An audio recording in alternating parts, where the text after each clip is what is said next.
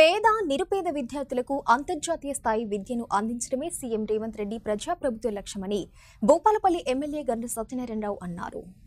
భూపాలపల్లి జిల్లా కేంద్రంలోని MLA camp కార్యాలయంలో కాంగ్రెస్ పార్టీ రాష్ట్ర అధికార ప్రతినిధి గాజర్ల అశోక్తో కలిసి ఎమ్మెల్యే గండ్ర సత్యనారాయణరావు మంగళవారం విలేకరుల సమావేశం నిర్వహించారు.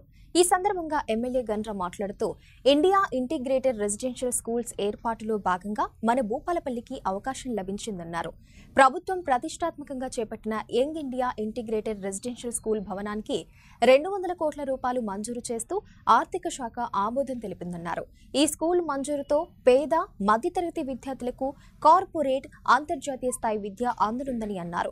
కాగా నిధులు మంజూరు చేసిన CM Revanth Reddy, deputy CM ఆర్థిక శాఖ మంత్రి బట్టి విక్రమార్కలకు ఎమ్మెల్యే గండ్ర సత్యనారాయణరావు ప్రత్యేకంగా కృతజ్ఞతలు తెలిపారు. రాష్ట్ర ప్రభుత్వం విద్య కొరకు, వైద్యం కొరకు మొదటి ప్రాధాన్యత ఇవ్వడం జరుగుతుంది. అందులో భాగంగా ఈరోజు విద్యా వ్యవస్థకు ఈరోజు ఎస్సీ, ఎస్టీ, బీసీ, మైనారిటీ, పేద, బడుగు, బలహీన వర్గాల పిల్లల కొరకు భారతదేశ చరిత్రలో ఏ రాష్ట్ర ప్రభుత్వం చేయని విధంగా ప్రతి నియోజకవర్గానికి మొదటి దశలో 30 నియోజకవర్గాలు ఇచ్చారు. 30 నియోజకవర్గాల్లో మొదటి విడతలో మనకు భూపాలపల్లికి 200 కోట్ల రూపాయలు young India integrated model schools ఇచ్చి ఈరోజు 40 ఎకరాల స్థలంలో మనం ఆ యొక్క బిల్డింగ్లు, అద్దె భవనాల్లో ఉంటున్నటువంటి పేద పిల్లలు ఈరోజు మహిళా డిగ్రీ కళాశాల భూపాలపల్లిలో ఉండవలసింది వరంగల్లో చదువుతున్నారు 600 మంది పిల్లలు. అదేవిధంగా మిగతా అద్దె భవనాల్లో సుమారు 20 లక్షల రూపాయలు నెలకు గడుతున్నారు. గత 10 సంవత్సరాలలో ఈరోజు డబ్బు వృధాగా ఖర్చు పెట్టి విద్యకు ప్రాధాన్యత ఇవ్వలేకపోయింది.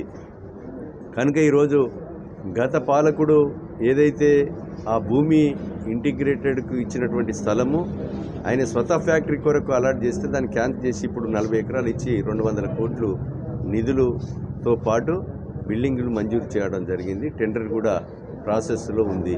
అదేవిధంగా నిధులు జిల్లా కలెక్టర్ గారికి యంగ్ ఇండియా ఇంటిగ్రేటెడ్ సంబంధించినటువంటి నిధులు కూడా ఇప్పుడు 50 కోట్ల రూపాయలు మొదటి విడతలో డబ్బులు కూడా రిలీజ్ చేయడం జరిగింది కలెక్టర్ అకౌంట్లోకి. ఆ నిధులతో పాటు ఈరోజు గౌరవనీయులు రాష్ట్ర ముఖ్యమంత్రి సమ్మర్ హాలిడేస్లలోనే మొత్తం కూడా ప్రైమరీ స్కూల్స్, హై స్కూల్స్ అన్నీ కూడా రిపేర్లు చేసి జూన్ 12వ తారీఖు నాడు డ్రెస్ ఇచ్చి, షూ ఇచ్చి, టై ఇచ్చి, నోట్బుక్స్ ఇచ్చి పేద పిల్లలు కూడా చదువుకోవాలనేటువంటి ఒక దృఢ సంకల్పంతో విద్యా విధానానికి ఈరోజు మొదటి ప్రాధాన్యతనిచ్చి ఈ ప్రభుత్వం రాగానే గత 10 సంవత్సరాల్లో డిఎస్సి పెడతా అని చెప్పి ఊరించుకుంటా మరి కేసీఆర్ గారు వచ్చారు. ఒక్కనాడు కూడా డిఎస్సి పెట్టలే.